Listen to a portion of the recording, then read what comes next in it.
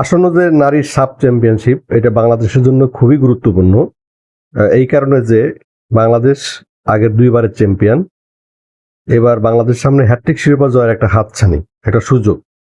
তো এই সুযোগ সামনে রেখে আমি মনে করি বাংলাদেশ ফুটবল ফেডারেশনের যেটা করা উচিত ছিল যে এই এবারে আসরটা বাংলাদেশ আয়োজন করার জন্য তাদেরকে আরো সক্রিয়ভাবে বা একটা কূটনৈতিক উদ্যোগ তাদের নেওয়া উচিত ছিল। যদিও আমি আজকে সন্ধ্যায় কথা বলেছিলাম সাপের জেনারেল সেক্রেটারির সাথে, পুরুষোত্তম ক্যাটেলের সাথে।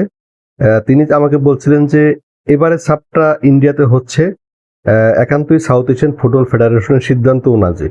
তার মানে তিনি বলতে চাচ্ছিলেন যে এবার আসলে অন্য কোনো দেশকে এই আয়োজক হওয়ার যে আবেদন সেটা তারা করার সুযোগ দেননি। তারপর আমি বলবো যে বাংলাদেশ যেহেতু সেই ২০১০ সালের পর আর আয়োজন করেনি, বাংলাদেশ যেহেতু টানা ২ বারের চ্যাম্পিয়ন, এবং বাংলাদেশ যেহেতু শুধু এইটাই না, মেয়েদের টোটাল মানে আয়োজনে বাংলাদেশ এখন সবচেয়ে ভালো পারফরমেন্স করছে।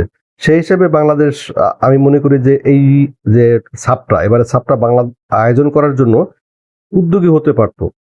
সাপ যদি আবেদন নাও নিয়ে থাকে, বাংলাদেশের উচিত ছিল তারা এটা পার্সু করা বা বাংলাদেশে ট্রাই করা। কারণ অনেক সময় হয় যে কেউ যখন চায় না তখন এক জায়গায় তারা দিয়ে দিতে পারে, কিন্তু যখন একাধিক দেশ যদি এটা দাবি করে তখন সাপ অবশ্যই তারা এটা বাধ্য হতেন যে না, যেহেতু ইন্ডিয়ার সাথে বাংলাদেশ চাচ্ছে বা অন্য কোনো দেশ চাচ্ছে, আমরা একটা পদ্ধতির মাধ্যমে চাই, সেটা হয় নাই। তবে এখানে মানে কূটনৈতিকভাবে বাংলাদেশের আরো একটু সক্রিয় হওয়া উচিত ছিল বলে আমি মনে করি।